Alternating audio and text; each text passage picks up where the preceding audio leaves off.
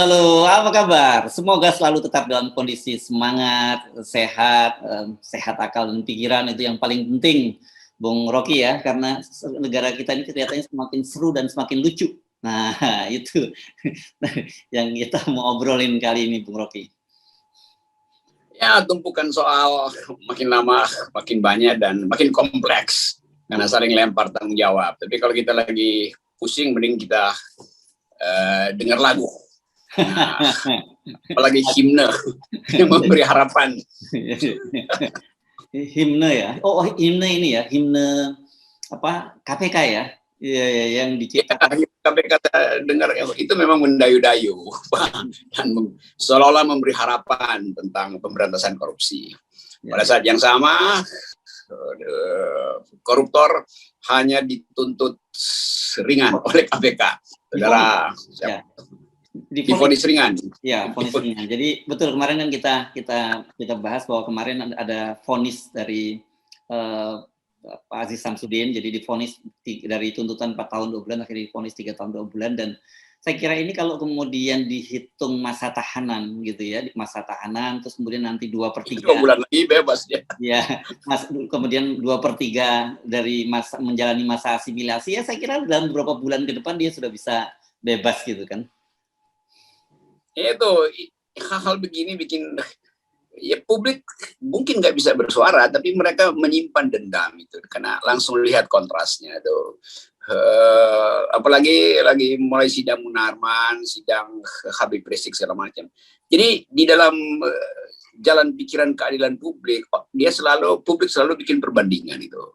Apa sebetulnya dasarnya menuntut ringan dan memutuskan lebih ringan lagi itu? Padahal sebetulnya itu adalah tokoh politik besar yang korup.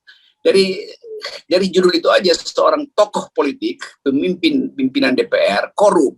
Itu orang udah pasti berpikir bahwa nggak mungkin yang dia korup itu hanya yang sebatas diberitakan itu. Jadi ketokohan dia sendiri itu udah koruptif kan.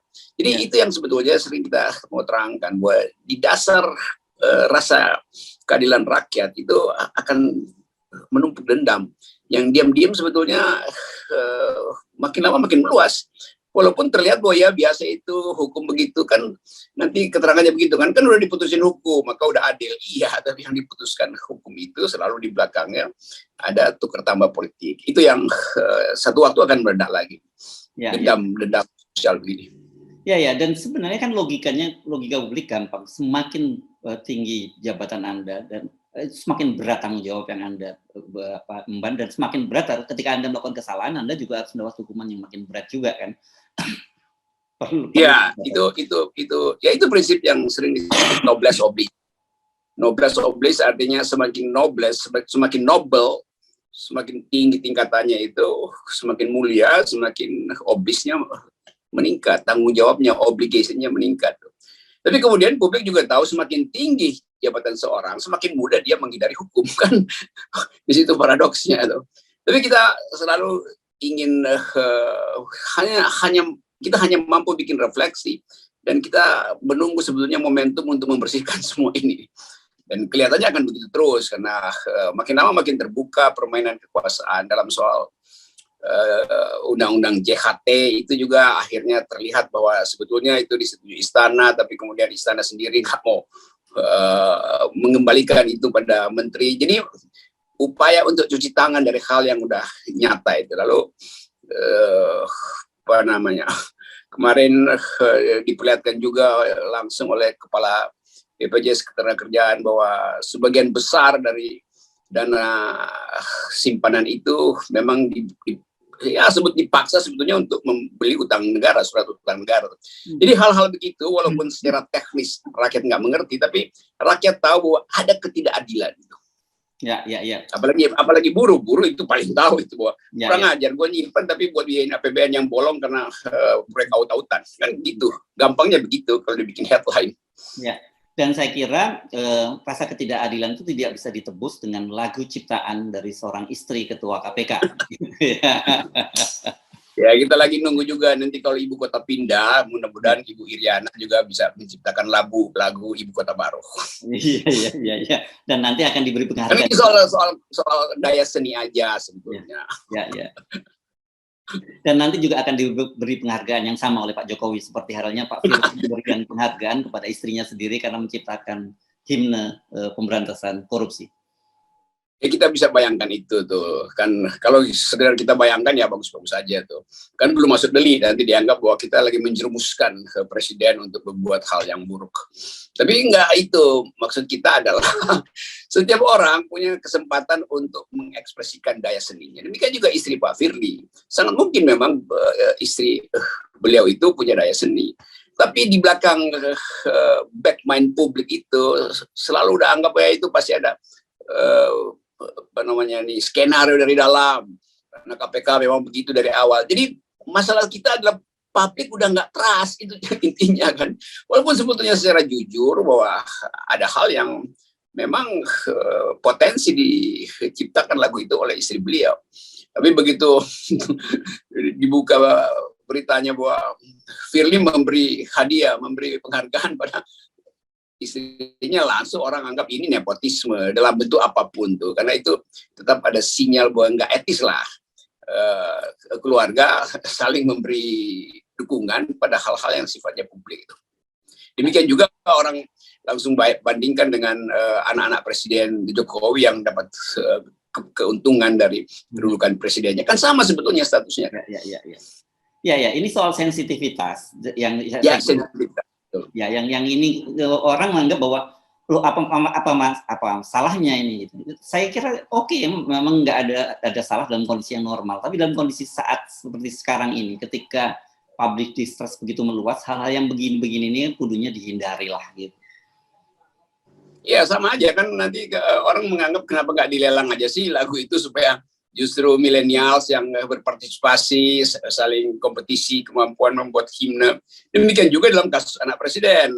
Kenapa nggak terbuka sih? Jangan-jangan dua anak presiden itu memperoleh bisnis dengan cara insider information, insider trading segala macam.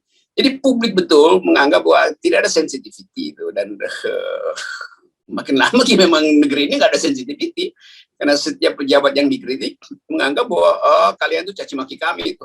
Padahal kalau dia sensitif, dia mesti tahu bahwa ada yang nggak benar dalam kepejabatan saya sehingga rakyat mengkritik. Itu berlangsung pada tingkat presiden, tingkat gubernur Ganjar, semuanya begitu kan. Dan pada kasus Wadas yang sampai sekarang rakyatnya masih ketakutan, ngapain ada drone bolak-balik di atas desa itu kan nggak sensitif kan, katanya mau damai tapi diintai lewat drone, kan begitu jadinya. Ya. Oke. Banyak hal-hal yang saya kira kita ingatkan karena sensitivitas itu kelihatannya memang sudah menghilang pada kita, dan ini kita ajak sekarang melongok ke ibu kota baru nih, Bung Rocky. Ternyata memang Presiden sudah menandatangani mengesahkan undang-undang itu ya hari Selasa lalu rupanya ya. Jadi ini buat teman-teman yang mau menggugat ke Mahkamah Konstitusi baru bisa nih, ada dasar gugatannya. Kalau dulu kan beberapa hari yang lalu belum, sekarang sudah ada ya. Iya, dan memang kan seolah-olah proyek ini adalah proyek yang kayak kita mau pindah ke surga gitu kan. Digambarkan secara sangat dramatis, itu akan sangat indah segala macam itu. Yang buat desain itu adalah hasil kompetisi para desainer kota. Iya, desainer memang akan berkompetisi untuk membuat desain sebagus mungkin. Tapi kan faktanya bukan begitu tuh. Apakah pernah dihitung desain itu berdiri di atas kondisi geologi yang rapuh, yang Pak siapa kemarin yang terus bicara soal itu, Pak Andang yang geolog yang mengingatkan kita bahwa ya di balik gambar yang rapi itu ada potensi crack dari segi lingkungan, dari segi geologi, bahkan dari segi antroposin, segala macam itu kan. Antropolog juga bicara segala macam, geolog bicara. Tapi kita akhirnya dapat satu insight bahwa memang presiden ingin dia diingat untuk satu hal yang memang sebetulnya berisiko. Kalau dia sukses, dia akan dianggap sebagai Bapak Indonesia baru tuh, karena membuat Indonesia baru dengan memindahkan ibu kota baru. Kan itu intinya kan. Tapi kan semua itu irasional. Jadi irasional ini yang dituntut sebetulnya dipertanggungjawabkan oleh presiden. Tapi presiden menganggap bahwa enggak, ini sudah diputuskan, nah itu dijalankan aja. Lalu orang bertanya, ya setelah diputuskan uangnya dari mana tuh? Nah PUPR sendiri bilang nggak ada, uangnya nggak ada tuh. Sri Mulyani bilang kita nggak tahu ambil uang dari mana tuh. Jadi bayangkan sesuatu yang fiktif sebetulnya, tapi udah dilulukan tuh, bukan fiksi ya, ini betul-betul fiktif. Artinya nggak ada barangnya tuh. Jadi sekali lagi sesuatu yang irasional memang dasar dari sesuatu yang ambisius kan itu intinya tuh. Tapi saya nggak ngerti bagaimana mungkin ketua Bappenas menerangkan bahwa itu akan berlangsung akumulasi ekonomi nanti segala macam. Jadi semua itu adalah janji palsu sebetulnya. Sama dengan soal jaminan hari tua itu, JHT itu, yang diterangkan bahwa ya begitu umur 56 nggak akan dapat manfaat besar. Oh iya, apalagi kalau umur 102 itu manfaatnya lebih besar lagi kan. Jadi sebetulnya jalan pikirannya itu gila gitu kan. Bikin harapan yang sebetulnya palsu. Padahal semua kita tahu bahwa kalkulasi ke depan itu akan berantakan. Karena itu sebetulnya kalau kita dengar analisis rasional dari Bank Dunia justru sudah kasih sinyal. Udahlah jangan buang-buang uang dulu karena pandemi masih panjang. Dan faktanya memang pandemi masih panjang. Jadi nggak jelas lah. Tapi udahlah kita anggap aja bahwa Presiden memang dalam taraf bermimpi aja.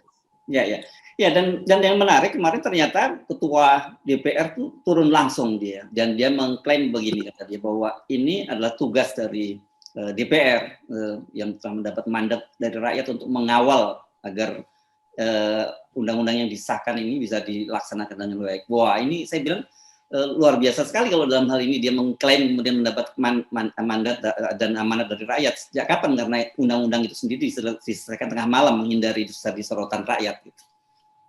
Ya, Ibu Puan seringkali punya maksud baik, itu mau mengawal sesuatu yang sudah dia putuskan. Tapi dua hal dia nggak paham, bahwa pertama itu begitu diputuskan yang disebut kehendak rakyat itu langsung dibawa ke Mahkamah Konstitusi buat judicial review. Kan artinya rakyat nggak percaya. Yang kedua, survei sampai sekarang masih 85% rakyat tidak setuju ibu kota negara itu dipindah tuh. Kan itu intinya kan. Yang ketiga, Ibu Puan sebagai ketua DPR barusan mendengar bahwa Menteri PUPR bilang uangnya nggak ada. Jadi begitulah. Kalau kemampuan kita untuk melihat detail nggak ada, maka kita hanya menganggap bahwa nanti akan ada jalan keluar.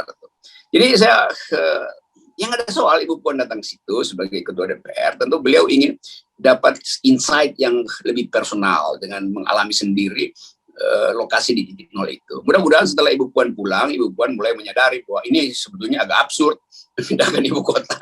Jadi bisa juga Ibu Puan nanti balik jadi bijaksana lalu menganggap bahwa setelah saya pulang dari peninjauan on the site itu, ternyata saya punya rasa batin yang agak ragu ya bahwa kita bisa melanjutkan. Nah, kalau Ibu Puan ucapan itu artinya Ibu Puan kembali menjadi pemimpin yang bijak. Ya, tapi sementara ini sebelum Ibu Puan kembali menjadi pemimpin yang bijak, yang lebih bijak Anda dulu nih, karena Anda berpikir bijak tentang Bu Puan yang bijak. Sering loh, orang sering kali dapat insight, tiba-tiba dapat semacam cahaya pengetahuan itu ketika dia alami sendiri secara eksistensial keadaan yang dihadapi itu. Jadi saya berteori aja sebetulnya. Ya. Teori tapi berdasarkan itu pernah pengalaman empirik itu banyak ya sebenarnya hal semacam itu terjadi ya.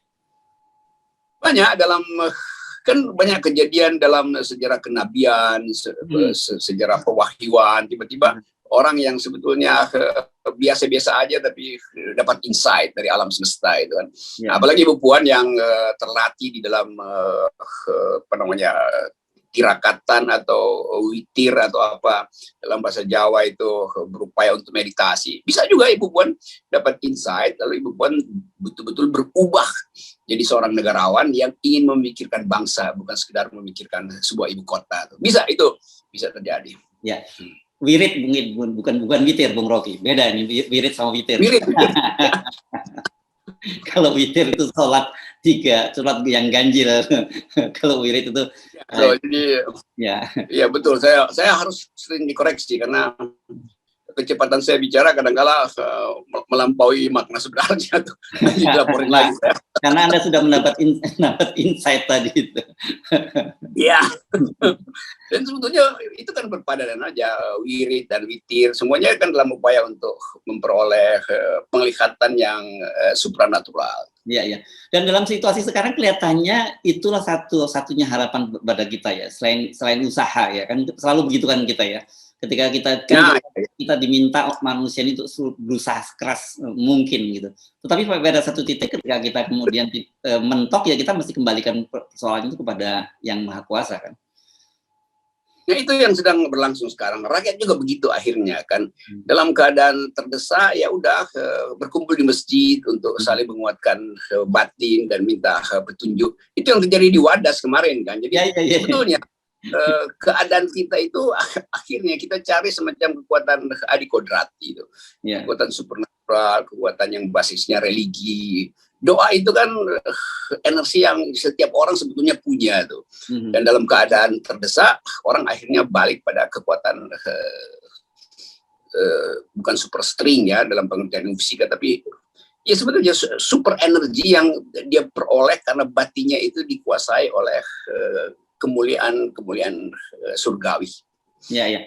Nah, memang disebutkan bahwa doa itu adalah senjata orang yang beriman. Nah, kalau saya ngomong pakai istilah senjata itu nanti jangan salah artikan bahwa kita ngajak perang. Sama kemarin kayak hasbunallahu wa ni'mal wakil dianggap itu adalah persiapan perang gitu. Ini betul-betul adalah kita hanya berserah diri karena merasa bahwa segala daya upaya sudah kita lakukan, tapi ternyata mentok juga kan. Iya, berdoa dan berdemo itu dua-duanya adalah kegiatan yang masuk akal kan. Karena orang mencari energi batin dari berdoa dan orang mencari energi massa dari berdemo kan. Jadi kita mesti anggap bahwa bangsa ini punya berbagai macam senjata untuk menghasilkan keadilan itu. Bukan senjata secara fisik, tapi senjata secara demokratis. Iya. Oke, Bung Rocky, saya kira silahkan buat teman-teman yang sekarang yang mau melakukan gugatan ke Mahkamah Konstitusi karena sudah diundangkan Undang-Undang Ibu Kota Baru. Saya kira ini juga salah satu ikhtiar kita untuk ikut memperbaiki ke perjalanan kehidupan berbangsa dan bernegara kita. Ya, saya ikuti sebelum masuk gugatan formilnya ada berbagai macam petisi itu yang ditandatangani dan penandatangannya makin banyak tuh. Demikian juga soal JHT itu, petisi JHT itu yang minta dibatalin udah 500.000 yang tanda tangan kan. Jadi ini bukan hal yang kaleng-kaleng. Artinya ada energi batin yang betul-betul ingin keadilan itu diterapkan. Oke. Baik, terima kasih Bung Rocky dan jangan lupa salam 0%. 0% akan menyelesaikan semua soal.